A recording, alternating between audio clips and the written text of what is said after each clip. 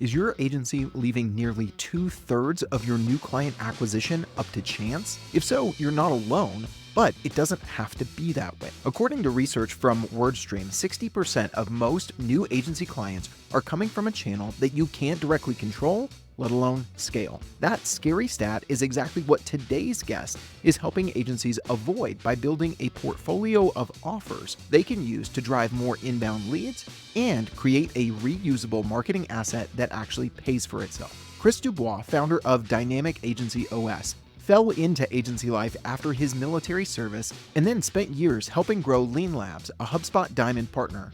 Now, he's helping agencies attract more leads through this portfolio of offers that compel new clients to buy from your agency. In today's conversation, you're going to learn the 5 offers every agency should have to meet buyers at different stages of their journey, how to create a portfolio of offers while staying focused on your core service, and most importantly, the lead magnet you can create that not only drives higher intent leads, but also pays for itself. To start, I asked Chris to share his own experience, which comes from back in 2020 when he was the chief operating officer over at Lean Labs. His agency realized their existing offers weren't working and they needed to do something new. So 2020, I think, was a rough year for most agencies.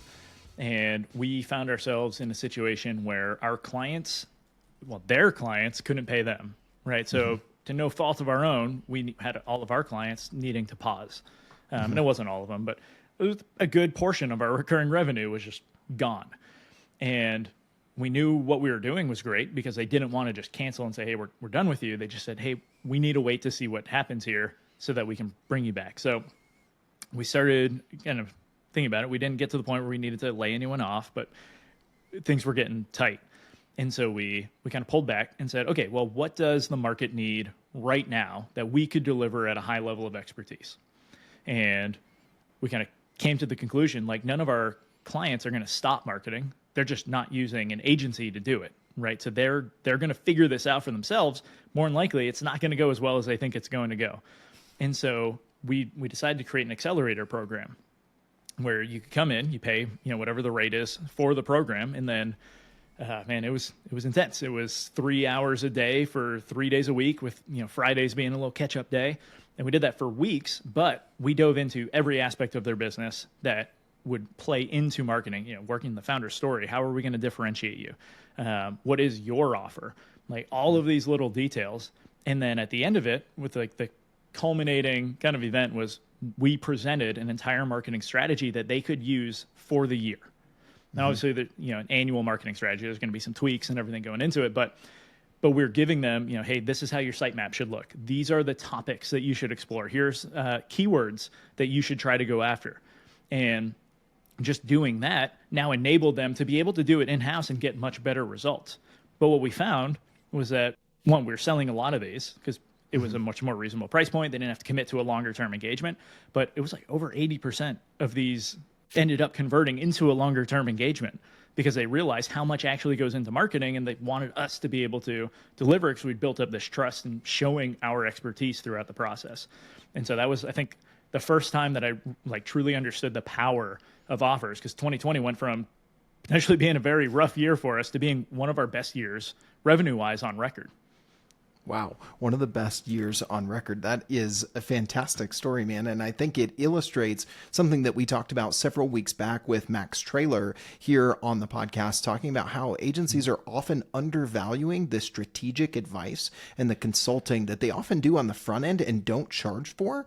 And you guys were able to package that up into a different offer and say, look, here's an offering. It doesn't include any execution, right? It doesn't come with a long-term commitment either. So that's kind of the good and the bad, but based on the timing of the market and what your clients were needing, it actually became a really compelling offer. I think timing might be one of them, but before we get into your full list of the 5 offers that every agency needs to have, Chris, maybe tell us a little bit about why this is so important. You just illustrated one with that story, right? It can help you in a time where maybe your core offer isn't as palatable or isn't the right fit for the market or a certain client. Why else is it important to have kind of this, as I've heard Ken Yarmish say before, who's been a guest on the podcast, a portfolio of offers? Why is that so important for every agency right now? Right. So I think you and I have discussed this one before, but WordStream did a study, I guess now for a couple years ago, where they looked at a bunch of different details for how agencies are acquiring customers, things like that. And 60% are coming in from referrals. Only 14% were coming in from digital marketing efforts. And so for me, it's like to look at an agency, right? Most of them being marketing agencies that are supposed to be able to deliver marketing assets and get this going at a high level for all of their clients. And they're struggling to do it for themselves. And they're almost willing to to leave 60% of their potential revenue up to referrals that you have actually no control over. Right. Yes. Nothing says your clients are going to even have someone that they can refer to you. And so it's just to leave that up to chance feels very scary for me, especially if I was running a business and I had team members counting on me to be able to deliver. Right. But when you can create these offers, you're able to have something for everyone at the different stages of the buyer's journey. And that's kind of how I would view an offer, right? I don't necessarily want competing offers within my agency. Actually, quick story. So I got my younger daughter, when she was even younger, she would always request that I play guitar during bath time. She just wanted to hear some songs. And every night she would pick the same songs. And so finally one night I was just losing my mind with playing these songs over and over. So I said, hey, can we choose something else? And she said, if you want me to pick something else, tell me what you want me to pick. I was like, okay, this is way too profound for a 2-year-old, right? But that's exactly it. When we have too many competing offers, we're going to start actually eating up. We're going to water everything down. We're not going to be able to get people buying the stuff that they actually need to buy. But when you have an offer for the different stages of the buyer's journey, now you're able to bring them in wherever they're currently at, right? There's no competing offers at that level. And then you just keep elevating them to that next offer and the next offer.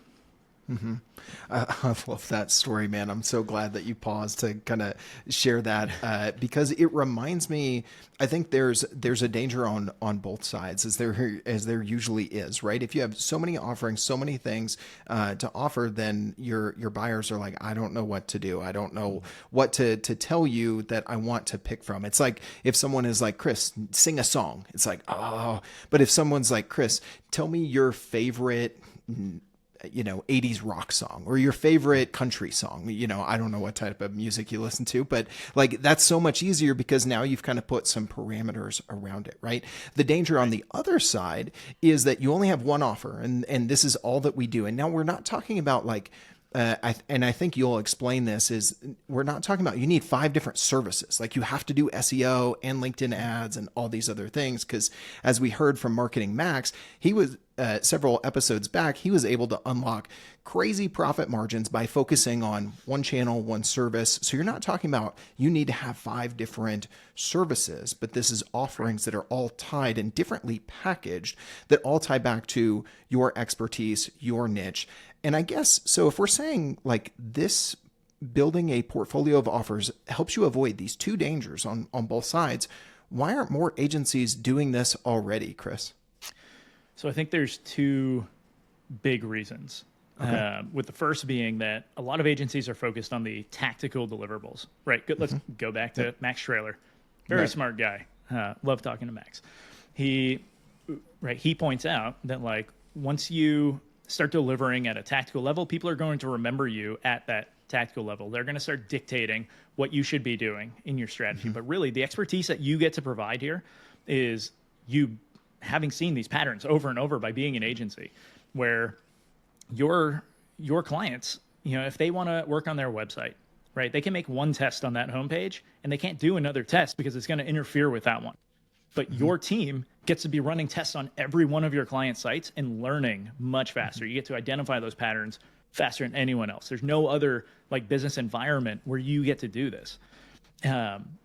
And so we want to lean into that strategic expertise, but that really causes a shift in our mindset, right? We need to be thinking strategy first, then tactical deliverables for how we actually implement on that strategy. And so that's one of the challenges is just being able to think that way. Get out of that tactical mindset. Right. Okay. And then going back to what you were saying, I guess the other point would be that a lot of people do they confuse services with offers. Okay. And your services, like doing SEO, doing websites, doing ads, any of that, those are the services, and you should really anchor into that one thing. Your offers is about the transformation that you're providing, right? So the services are really acting as the vehicle in order to get you there. And so we can make this promise like, hey, we're going to take you from point A to point B.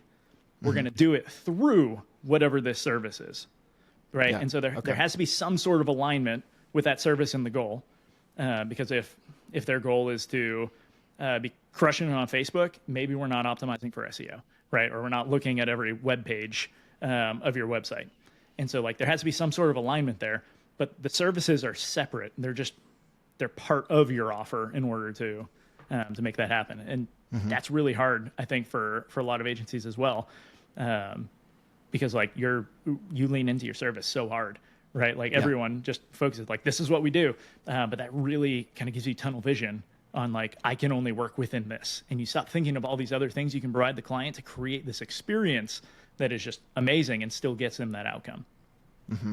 Yeah, it's similar to when I was at Sweetfish and we were producing podcasts. We started to realize, okay, more of our clients want video version of their podcast, or they at least want to pull video clips out of their podcast. And so we were able to create more offers tied to our core service of podcast production that were new and they were different. And sometimes those were an add-on. We'll talk about kind of how these different offers stand alone or can be add-ons or how they can work together here in a bit. But I've felt that. And so I think those 2 points are really valid, avoiding what I've heard Pete Caputa talk about as the tactician's trap, which Max and I talked about in that previous episode, but also not confusing services with offers. They're two different things. So with all that said, and you've kind of set the stage of what an offer really is for your agency, what are these 5 offers that every agency needs to have? Maybe you can kind of give us the list and then we can dig into each one, Chris. Sure. So I'll give you the first 4 because there's one that's more of an advanced play that I would not recommend agencies start with. But you've probably heard of some variation of these 4. First one is a lead magnet, right? We're just trying to bring in qualified leads. Your core offer, which is all about recurring revenue. Your bridge offer, which is now for those who can't or aren't ready to do the recurring revenue, something else we can put in front of them. And then your next offer, which is essentially how do we ascend a current client in order to do more with what we have. Mm-hmm. Okay.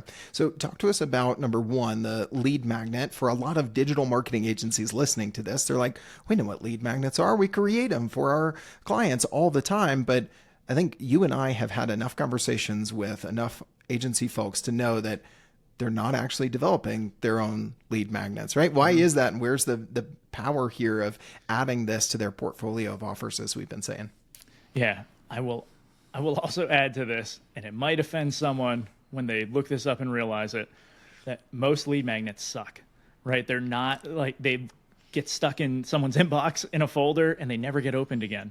Or I have a bookmarks bar and like I'll open them and then bookmark it so I can go to it later. And I end up never going to it. And it's like, why? Why am I not going to this?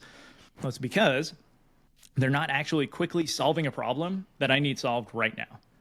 Right. And so when you look at creating a lead magnet, right, first, we don't just want leads, we want qualified leads. And so we need to figure out what is that problem that we solve as an agency? What is our one problem, right? Going like Nick Bennett, huge, actually, everyone should go listen to Nick's episode as well on Agency Life. One of my favorites from last year. Yeah. Yeah. But like you really need to focus on what is that one problem that we solve. Now, your clients don't always view that one problem as the problem, right? They see the symptoms and how that problem shows up in their life. So if you can pick the most painful symptom that they're facing and then find a way to quickly resolve that for them, that's a lead magnet that's actually worth downloading, because in their head, like that is the problem, right? They don't see it as a symptom. They see that as the core problem. And so they can get that and they can get after it very fast. So for example, if you have you're an SEO agency, right? One of the challenges that a lot of your clients are facing is like, I just don't know what to write. And it's like, okay, so we could create an asset that would help show you exactly what to write, maybe your first 50 blog posts, right? And how you can repurpose those. And if I can give you that as a lead magnet and show you how to quickly do it, not just say, hey, fill this in, but like set it up in a way that actually enables you to do this fast and see the result immediately. Now you're getting some value from that. And because it's rooted in the problem, then we also know the people who are downloading it are going to be more qualified than someone who's just like going around the internet clicking on everything else.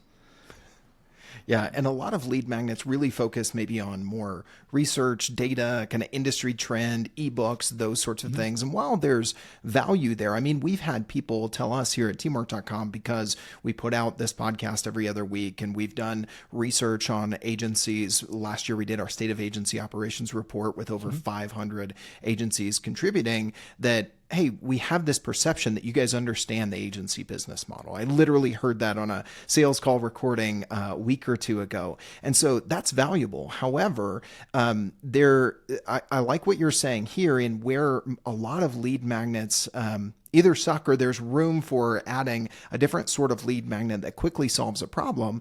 And it actually ties into what we're seeing as a marketing team at teamwork.com as we look at agencies and professional service firms. What they've been most kind of motivated to solve are kind of the quick, painful symptoms of everyday life, more so than we want to attain this. We want to be able to sell our agency. We want to, like, talking about those kind of down the road, city on a hill moments doesn't kind of motivate action as much as I don't know how to tell how much capacity I have on my team right now. And like, I think there's power in kind of creating what I would call a lo-fi version of how you solve the problem. Maybe you know how your agency solves this problem, right? And you go deep into their strategy and help them build a strategy for SEO. But what are some of the points out of that you could kind of give away and give them a lo-fi version that not only pulls from that, but as you said, what would help them quickly solve it and get a quick win? I think those are the elements. Did I miss anything there in kind of this type of lead magnet as it pertains to this one offer? No, that is essentially it. There's some tactical things that you want to do with a lead magnet. Okay, let's dig into those. Sure, like making sure there is no dead end. I have opened plenty of ebooks where you get to the end of it and it's over. It's like, well, if you just actually help me solve a problem, I'm probably excited. You've built some trust with me. I'm going to want to take another action with you, right? Whatever that next step is. And so, and we can get into this a little later with one of the other offers. I have a good example. But like, there are things you can be doing in order to increase the chances of that lead magnet turning into someone booking a call almost immediately, right? And so it's not just that. And I do want to say, great. So like the State of Agency Operations report is actually a great lead magnet that if you can build some of these for your target audience, right? Because it's something that's able to provide insights that no one else has. And so the problem you're solving is giving people this perspective that they can't get from their foxhole, but you have like this better vantage point. So it sets you up as the expert, right? As you were saying. But it also gives them these ideas of how they need to be reacting and what they should be changing within their own strategy in order to kind of keep up with the rest of the pack. Yeah, I love it, man. No dead end. That is, I mean, hit the back button a couple of times and listen to what Chris just said there about making sure that your lead magnet doesn't have a dead end. And it doesn't mean that just because they downloaded this lead magnet, now they're on your newsletter list, right? I think we're talking about something a little bit more there. That's great advice when it comes to your lead magnet offer. All right.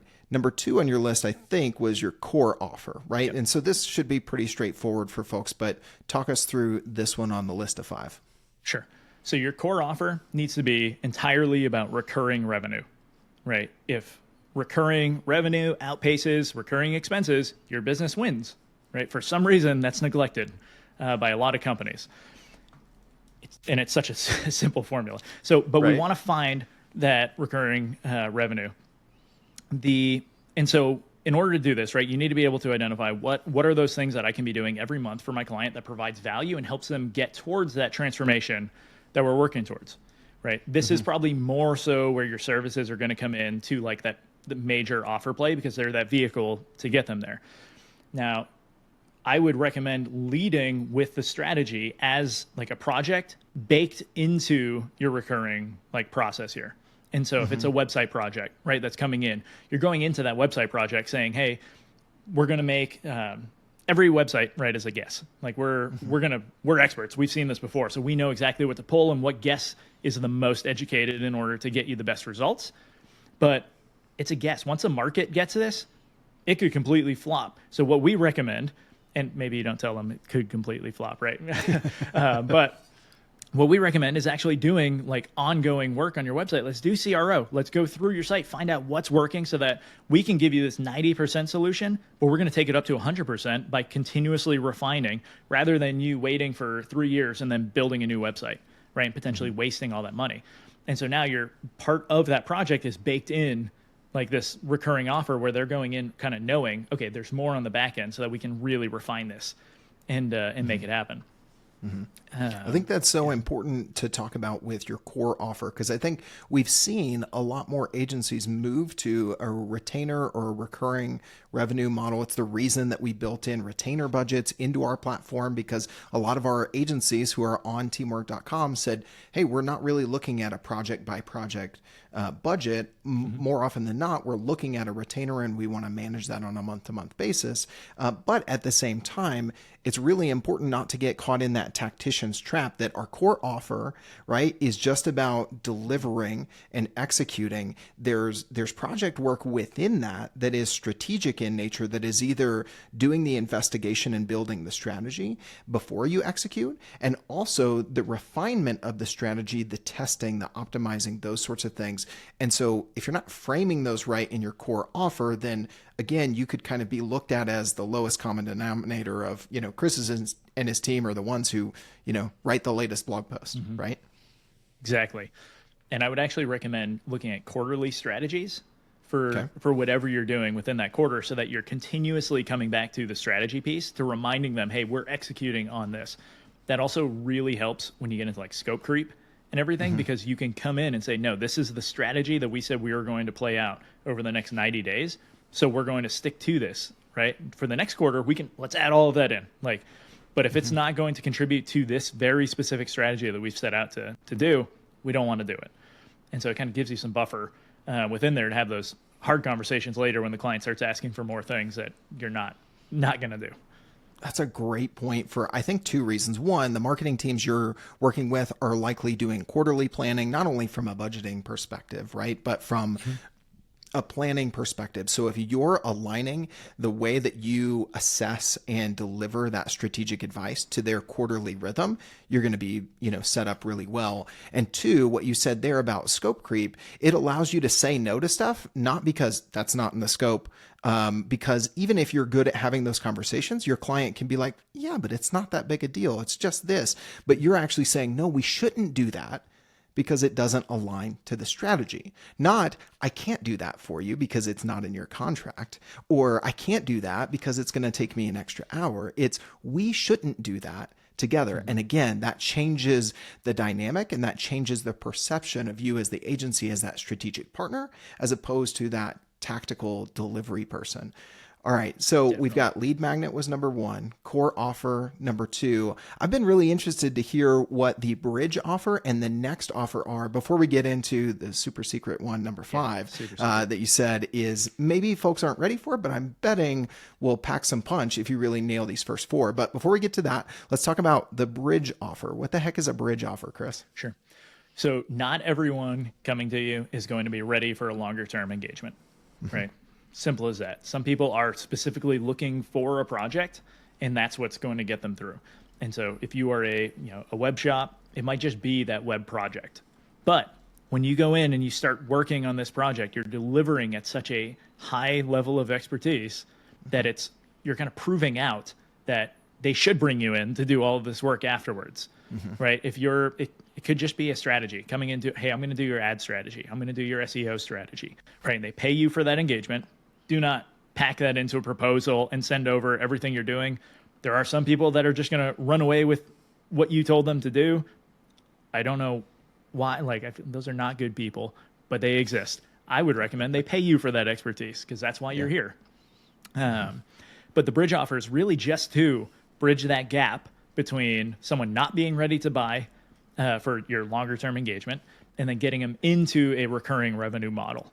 And so however you want to package that, and usually you don't present this as a, hey, you need this right away, right? It's like, well, this is part of the core offer, but hey, if you're not ready for this yet, we can just do this, right? And you kind of set it aside. So now they also feel like they're getting, like you're changing some of the rules in order to facilitate them and help them get exactly what they need. So they feel better about this engagement.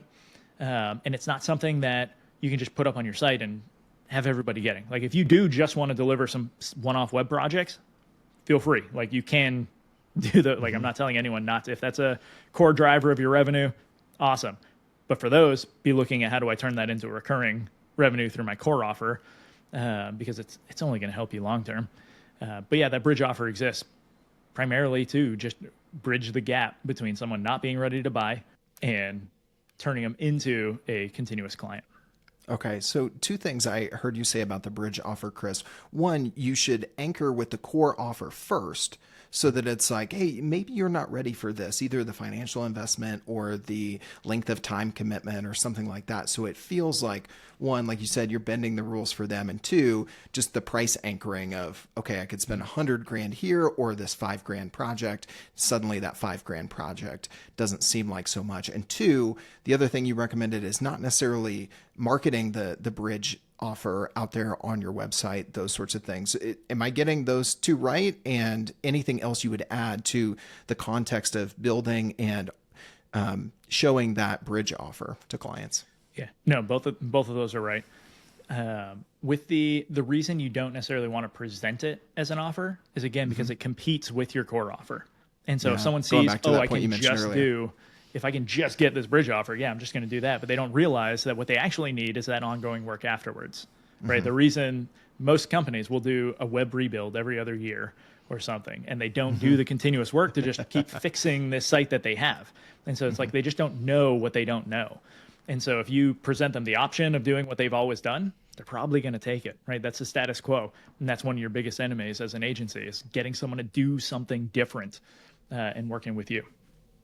Yeah, the status quo was definitely, when I was selling for an agency, that was our biggest competition by far and away. And I think anybody listening to this, if you're watching on YouTube, by the way, let us know. Is that your experience as well, that the status quo is typically your biggest competitor?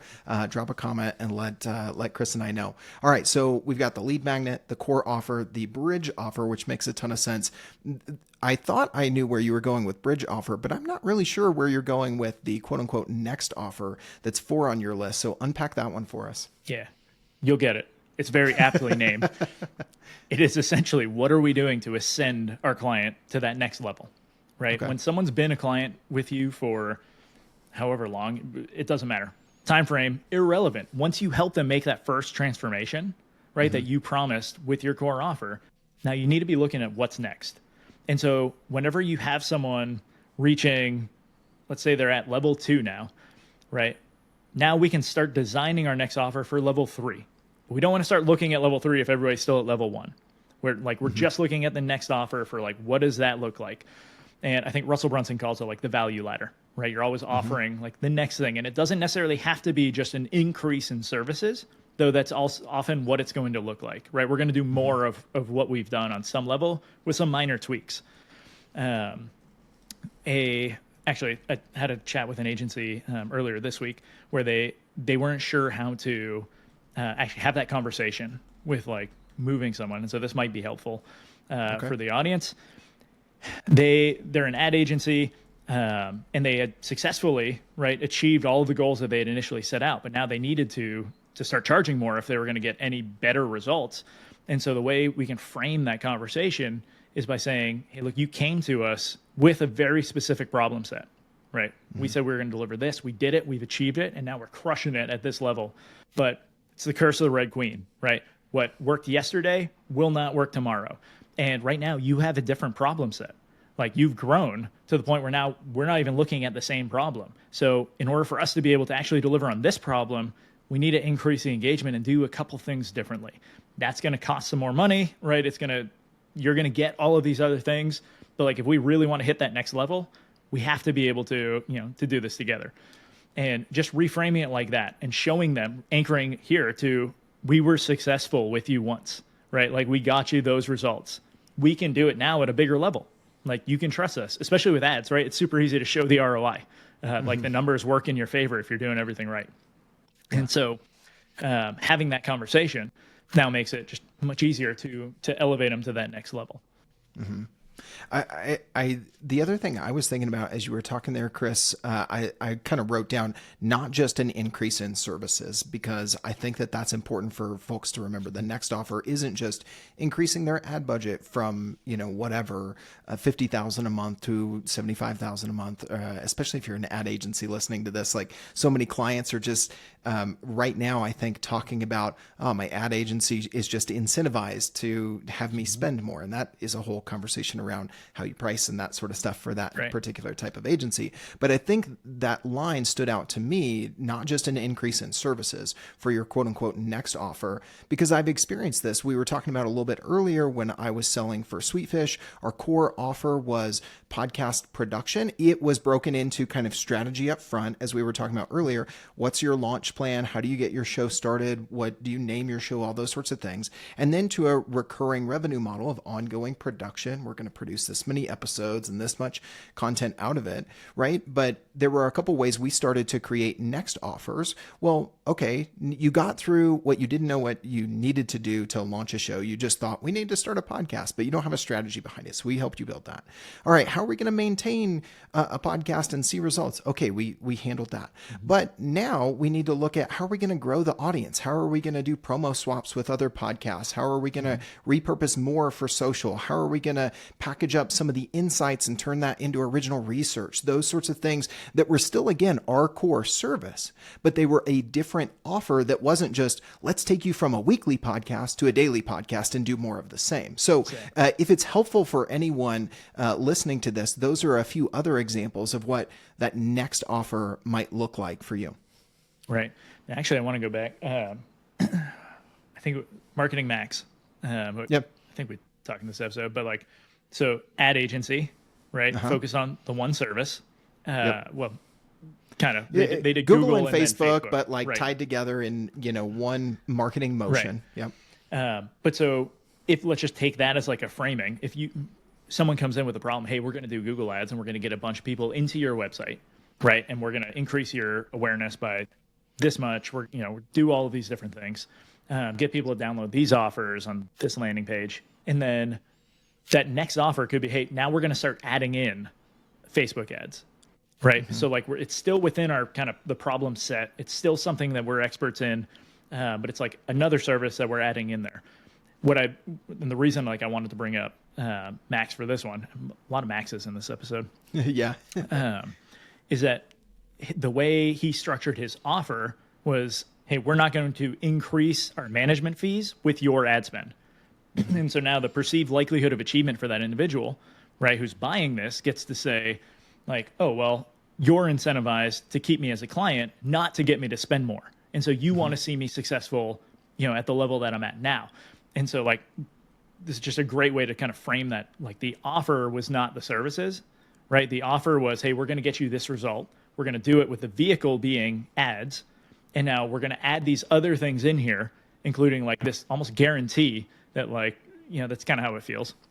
That we're not just going to run you for a higher ad spend so that we can make more money. We're here because we want you to win. Mm-hmm. I love that you brought up the Marketing Max episode. We'll link to that in the episode description, in addition to those other two we mentioned earlier. If you're on YouTube, maybe it's here or here somewhere. You should be able to find the Marketing Max episode. But I was going to ask you that, Chris, of that episode was all about, one, him uncovering the time tracking data that helped him realize what services were profitable, stop doing all the other things and focus on one service, kind of a bundle of services, as I think you rightly pointed out. Mm-hmm. But I was thinking, as you and I were talking about this episode today, does his advice to focus all in on one service and niche down, as much as Nick Bennett was talking about in his episode or further, conflict with this idea of having a portfolio of offers? It doesn't, in the way that you just described, and it goes back to that point earlier of offers do not equal services. Is that fair to say? Correct. No, he's a great example of, actually, I had interviewed Chris Dreyer from rankings.io as well. They started as a legal agency doing SEO, right, for, I think it was private injury or personal injury, not private injury. Attorneys. And they kind of took on other projects as time went on. But when they looked at the numbers and the data, they were able to say, wow, all of our revenue is coming from this. We need to double down on what we originally said we were going to do. But one service. Get really good at that one service that you can deliver it better than anyone else you know. Do it for one audience, because then you get known within that space as the one person who can solve that one problem that you're out there in order to get after. Yeah. So I actually think Marketing Max is a great example of like what to do for this. Yeah. I'm glad that you went there, because I was trying to remember to ask you that question, because I want to make sure we cover so many things on this podcast that they're actually, working together, and we're not just pulling advice from over here and over here. And, oh, wait, those are kind of contradictory. And that in my mind stood out as a potential contradiction, but I think you explained it well that it's not actually. All right. So we're going to get to number 5, probably one of the most powerful, as you've told me, in this portfolio of 5 offers. You might not be ready for it next, but it can really add fuel to the fire if you get these first 4 locked in. What is number 5 on your list, Chris? All right, let me do like a drum roll. A little drum roll. So number 5 is a self-liquidating offer. And okay. People have probably heard of this. If you have not, the goal is that the offer pays for itself to continue funding your marketing engine. Now, the way I would go about this is you find one of your lead magnets that is crushing it, right? Like it's just, it's outperforming all the rest. People want that topic. And then you look at it and say, how can we build up this offer in a way that we can start charging for it, right? Now, this is why it's a little hard, because you have to do some math and throw in some revenue up front to be able to make this work. But you need to figure out what is the cost to acquire a lead, right, for this specific offer. Because once you know that, you're going to price this offer probably like 10 to 20% higher than that. This way, every time someone comes in and makes that purchase, all of that, the revenue that just came in, goes right back into ad spend to now fund the flywheel here, right? So you're just continuously taking, every time someone buys this, the goal is not to make them a customer through this. It's to treat them as though they're a lead, and you're going to write no dead ends. And so when they finish this offer, they're still going to be led into your core offer. But you're just taking all of those funds that are generated here and putting that back into the marketing engine. So you almost create a flywheel where you're just bringing in highly qualified leads, and they're more qualified than a standard lead magnet because they had to pay money in order to get this. So one, the chances of them actually consuming it go up. The chances that they're actually in your target audience and that the messaging spoke to them goes up, right? And so it's a better, essentially, offer, and like low ticket, but it gets someone in the door, and they're generally more ready to do business with you on the next level because they've already said yes once. Man, that's so good. I'm sitting here kind of wrapping my head around it. And for folks who are listening to this, and I just want to make sure we're on the same page, Chris. So you're talking about looking at your lead magnets, so offer number 1, and then looking at which ones are performing the best, which one's absolutely crushing it, and then what is your cost to acquire that lead, and then price it as, basically a, some sort of digital product, whether that's a course or it is whatever they were, getting for free in that guide or those templates, those sorts of things. And you're pricing that as a digital asset for purchase at 10 to 20% above what it was that was a cost per lead, because now you're getting more qualified leads because they were willing to pay for that same thing that you were offering as a free lead magnet. Is that right? Yes. And I love that you state these back, because it's like I get to hear my own thoughts. Sometimes I don't know if I do it too much or if I'm just doing it for my own learning and understanding. So if you're a listener and you hate that, send me a LinkedIn message and let me know. Like, Logan, stop doing this on Agency Life. But I think this is so powerful because, one, you're getting more highly qualified leads. It's I think more powerful now that I fully understand it, as you confirmed. But then also you're taking that money and you're putting it back into the ad spend for that same lead magnet and creating the flywheel. That was the second part of it, right? Yep. And so you never see this as revenue, going into that could potentially become profit. It's just funding your marketing engine. And if you can get this right, you're just going to have an influx of leads that's constantly coming in. And so that 14% that we talked about, like with WordStream earlier, it's like that's going to go up because you don't have to rely on your referrals now, because you have an engine that's actually bringing in leads to you. And at some point you will saturate the market, right? Like people are going to see this offer. It's going to start having diminishing returns. But by then you should be able to now take some of these funds, put it into another self-liquidating offer, start marketing that one, put a new offer in front of people, keep working that. And then the more times you do this, now you can actually bundle all of those lead magnets together and make something even more valuable. Yes. Right. And it's like Yes. you're just adding to your kind of asset, like database to be able to get these in front of people. And I've seen Ken Yarmush talk about this in the past. I reference his spot on our webinar series in this podcast a lot, but he talks a lot about solopreneurs and agencies, probably more with solopreneurs, but I think agencies can do this as well, is they jump too quickly to try and sell the digital product, to try to sell the course or the guide and get people to pay for it. I like what you're saying here is not jumping out of the gate with this self-liquidating offer, because it's going to be better if, one, you've already tested all of these as a free offer, as kind of your standard marketing lead magnet, and two, if it is infused with the insights that you have from your core offer, your bridge offer, your next offer, and doing that work, then it is actually going to be better, as opposed to, oh, well, what checklist could we create for clients in this industry? And okay, let's come up with something. It's kind of equivalent to the content marketing intern writing the SEO content who has never sat in the seats of that buyer, right? Trying to create a self-liquidating offer just out of the gate that isn't based on the real world expertise in working with dozens and dozens of clients. It's just not going to be as good. So that's kind of what stands out to me. Anything else we've missed on the self-liquidating offer, Chris? No, I think something I might have missed with all of these other offers, and you just brought it up, testing your offer before you create it is extremely valuable, especially if you're a smaller agency with a smaller team. You don't want to commit tons of time to building this out, tons of other resources, right? Capital towards building something only to set it live and realize nobody wants it. And so there are ways that you can, like smoke testing your offers, create a landing page, put it up, say, hey, join the wait list. This is what we're creating. As soon as it's ready, we're going to send it to you. Yep. And actually, I have an example for like an offer that we could go into at some point.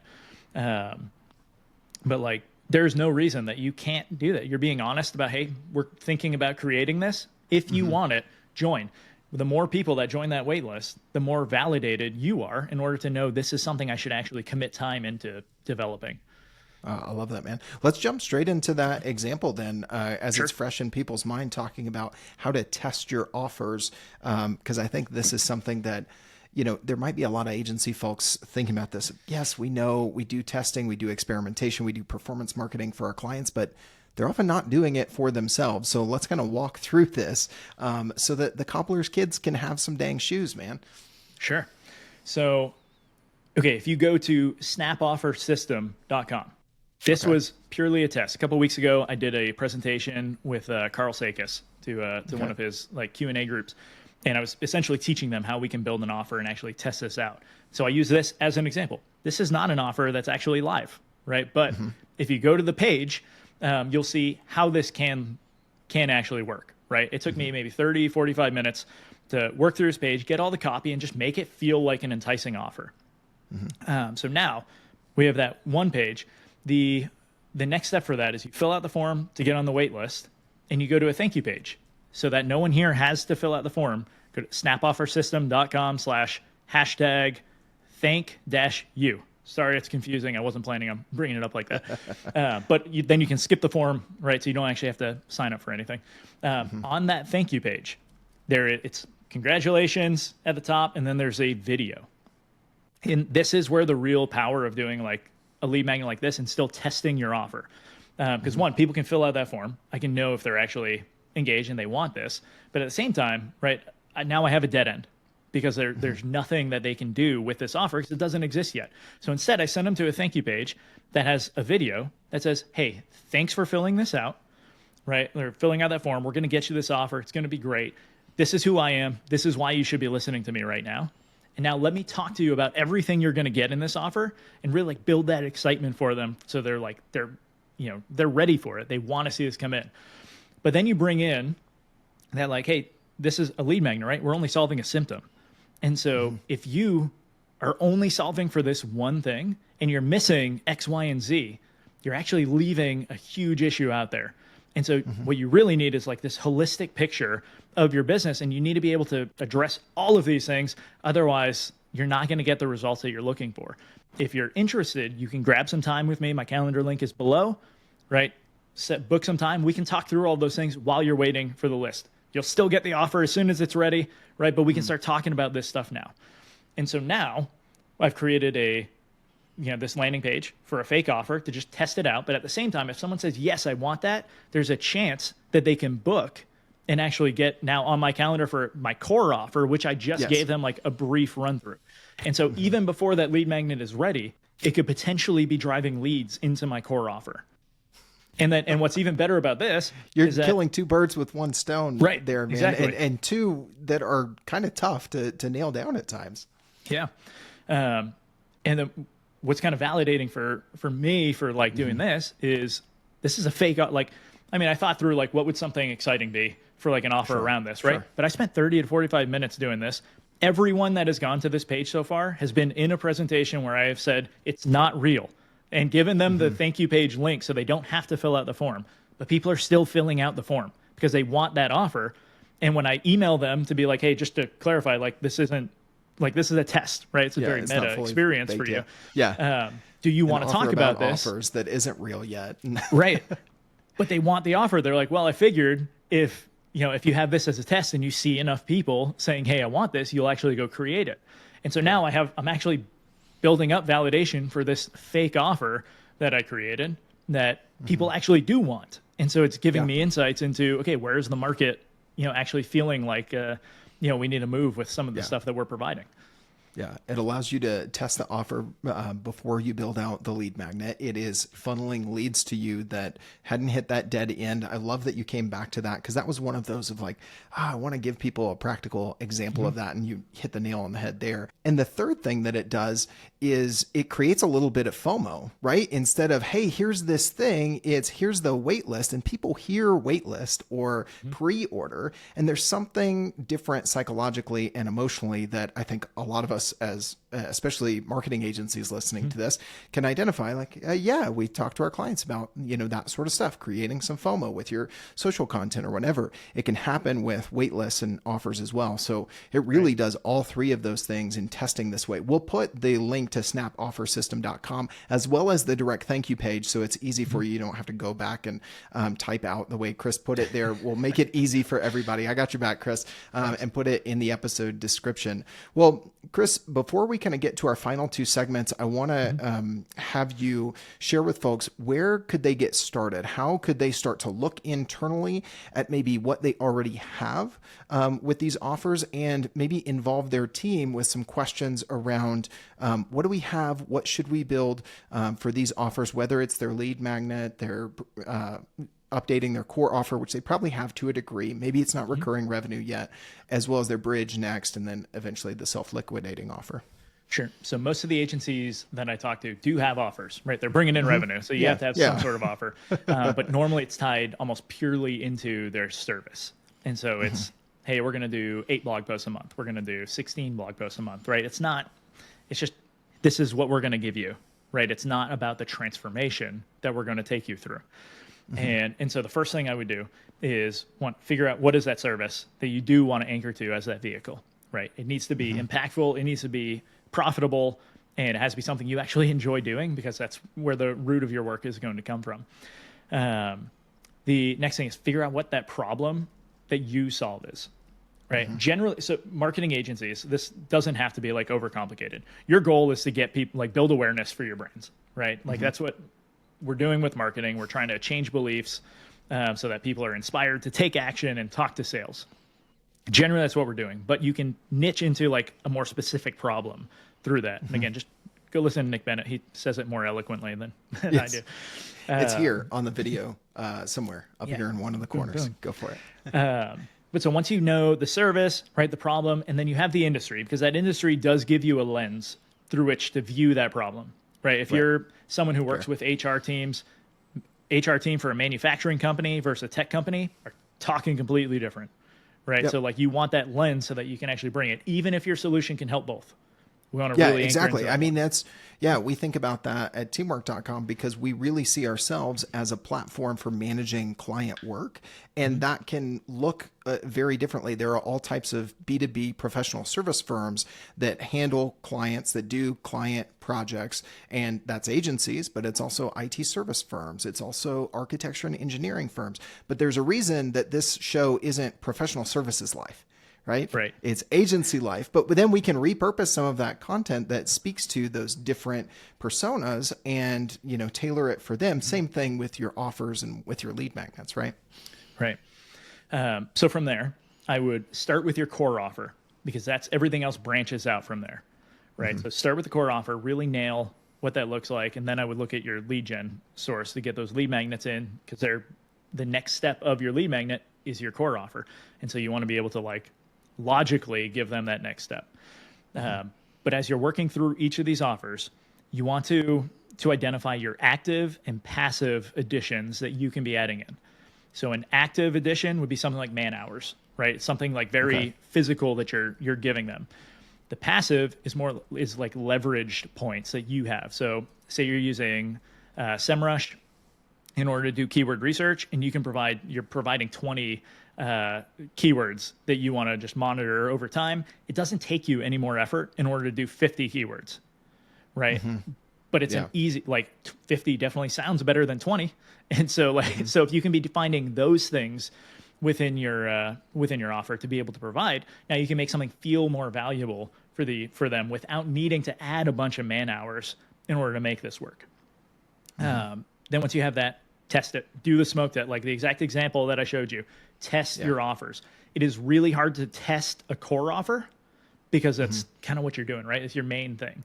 But it is easy to do beta offers, alpha offers, right? Like just frame it for clients differently and say, hey, this is something new that we want to try doing. Are you interested? We're going to give you this discount. I'm using air quotes for anyone just listening. Anchor them at a higher price and say, we're going to discount it. And it's still at a point where you're profitable to be able to deliver that. So you're not hurting yourselves, but they feel like they're getting value. And hopefully, since you know what you're doing, you're actually giving value. And then you go about it that way. But as we get into bringing the team into this, right, there is something special about agencies, and it's that you get to create this expertise and really know your space. You as an agency owner probably came in and said, I'm really good at this, or I have a way of doing this. But over time, as you build up this agency, you become more of a generalist, right? You have to run the show. You're not one of the performers in it. And so you get this one lens to view everything going on in the agency. And that's why it's really important for you to be able to lead the offer process, because a designer is probably not looking at profitability, right? Yeah. They're not looking at certain pieces that you get visibility on. But what you can do is now go to the specialist, go to your developer, explain, what active and passive additions look like to the offer, and say, if you wanted to just create a mind-blowing experience for our clients, what would you do actively and passively in order to make this happen, right? So actively, they might say, hey, if I just spent more time on each page, I could really take it up a notch. We could add more animations that have a faster load speed, all of these things. On the passive side, maybe they say, well, if we created documentation, right, once, we do it one time for whoever the first client is, and then we provide it to every other client afterwards. And now they get to come in and know how to run their own website, right? They get to leave there feeling like they actually have control over it and they're not stuck with us, right? That could be super valuable. And so, and again, you have leverage with that, right? You build it once, you now have it for every following thing. Then you go to your designer, do the same. You go to your copywriters, your marketers, everyone on your team, and ask that same question. And then you pull all of those assets into this offer and you decide what stays, what goes. But if I've worked with teams for, I don't even know how old I am anymore, for 15 years, right? Through the Army, through agency life, all of these things. And I realized when someone gets to contribute to the plan and they see what they're any of their thoughts put into play, they are way more committed to this. So if you want to build a strong team culture of, hey, everyone gets to put this in, that's where it's at. Yeah. Absolutely. It echoes something. I love the story about the skate park that Rob Sales told a few episodes back. He's an operations expert, has done a ton of consulting with agencies, but he told this story about a skate park where he said, "Oh, I did all this to fundraise for the skate park and get it built in this community." And I was like, "Oh no, who's going to maintain it?" All this sort of stuff. But because he involved the kids and the teens in the neighborhood in the fundraising and getting it to the point of actually having it built, they took ownership over it. Right. They made sure it was cleaned up. They made sure that, nothing was going on that shouldn't be and that sort of stuff. So that was a great story that illustrates your exact point, and it ties into operations and change like we were talking about in that episode, but it also is just as valid in this idea of building your portfolio of offers. Don't forget to invite your team into it. And for anybody listening, I want to encourage you to go back and listen to what Chris said there, that question of, what are some things that we could do actively and passively? Maybe you break it up into the two different questions. If you had a little bit more time to make this even more of a mind-blowing experience for our clients, what would you do, or what could we do passively?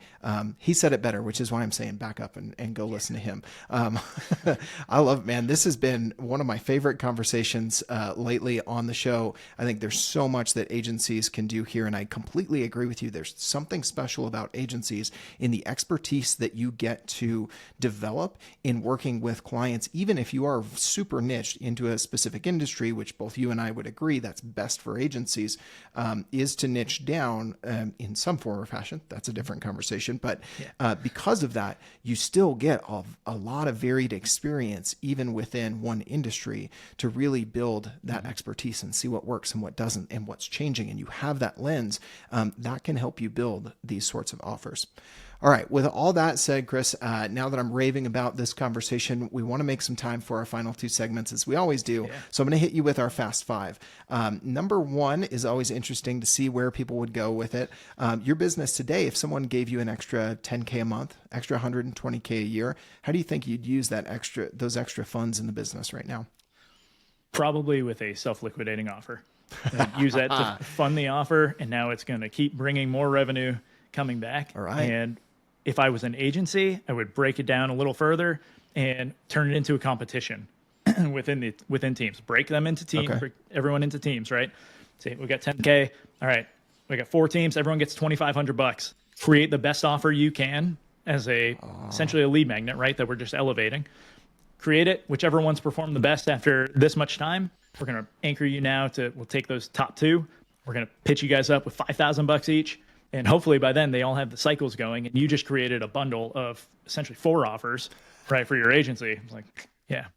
So just let me know when the money's coming and we'll make it work. I love it, man. One, I love that you tied it into actually what we've been talking about here, and that you dropped that extra idea about the competition, because I think that is something that agencies could actually do right now and set some budget aside for. All right, number 2, what are some of your all-time favorite business books, especially those that relate to agency life, or you're recommending to the agency owners that you're working with, Chris? Yeah, I read a lot of books. It's hard to recommend something without knowing a specific problem. So I think I'd have to go more like motivational, Fair enough. Essentialism by Greg McKeown has been one of my most gifted books over the past couple of years. It's really changed the way you're thinking about problems, especially coming back to scope creep, right? Mm-hmm. Being able to say no in those strategy calls. There's a lot of great tactics within this book for how to do that. And I'd recommend everyone give that a read. Awesome. I think that's timely, man. All right. What's one mistake you made in running the agency that you were a part of that you're never going to forget, Chris? So understand the importance of setting strong client expectations. I had one client that I ended up firing as a client because they were just becoming very difficult to work with at the end of a web project. And so, and we had recurring revenue set up, right, for the ongoing work afterwards. And it just became really hard to get that project wrapped up because of some design things that they just kept getting nitpicky on stuff. And I realized after we fired them, had I just from the start set better expectations on what done looks like, and knowing that we're going to be able to optimize the site after, right? So it doesn't matter what you believe right now. Let's let the market tell us. And had I just set that better from the start, we could have saved that relationship, had way more revenue coming in from that client. But yeah, lesson learned. Yeah.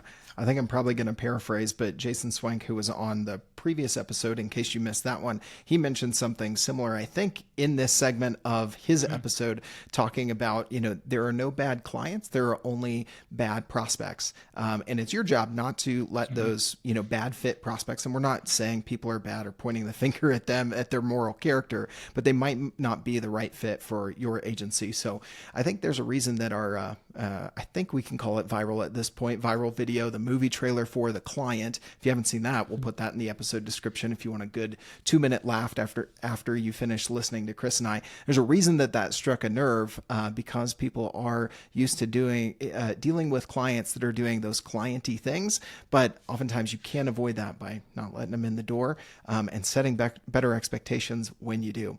All right, number 4 and 5, Chris, are two sides to the same coin. What's the hardest part about agency life? And then what do you think is the best part about agency life? So, long-time listener, first-time caller. And so I know what most people, or a lot of people, give for this answer. So I wanted to do something else.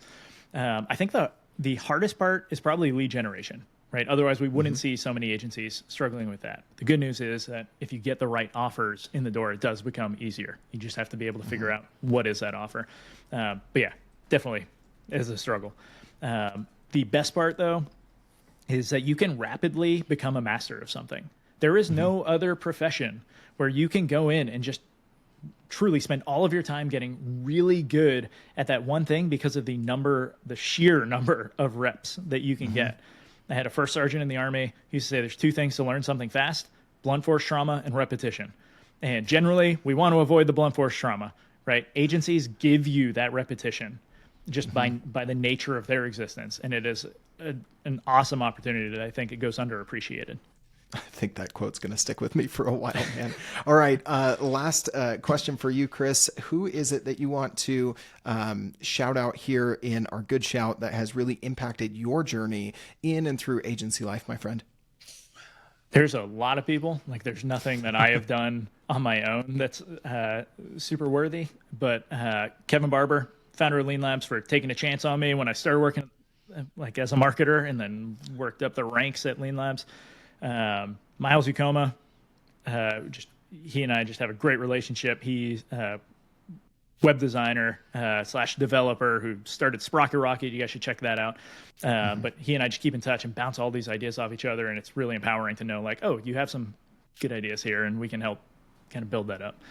Yeah, I love that, man. I love to hear what people say. And I agree with what you said earlier on the questions 4 and 5 of the Fast 5. I think we could make a drinking game out of how often people say it's the people that are the best part and the hardest part. But I think there's a lot of truth to that as well. All right. So besides snapoffersystem.com, Chris, what is a next step that anyone listening to this that's gotten a ton of value out of this conversation, which I imagine is most of our listeners today, if not all, how would you encourage them to stay engaged with you and not hit that dead end we were talking about earlier? Yeah. So first, connect with me on LinkedIn. Christopher R. DuBois, I think is my full, because there's a lot of Chris DuBois in the world. Or you can go to dynamicagencyos.com and you can find everything we got there. We have an offer right now for a war game of your offer. No one wants to make calls. You send a 5 to 10 minute video of your offer and how a prospect would see it. We'll send you back a 5 to 10 minute video with recommendations for how you can make it potentially better.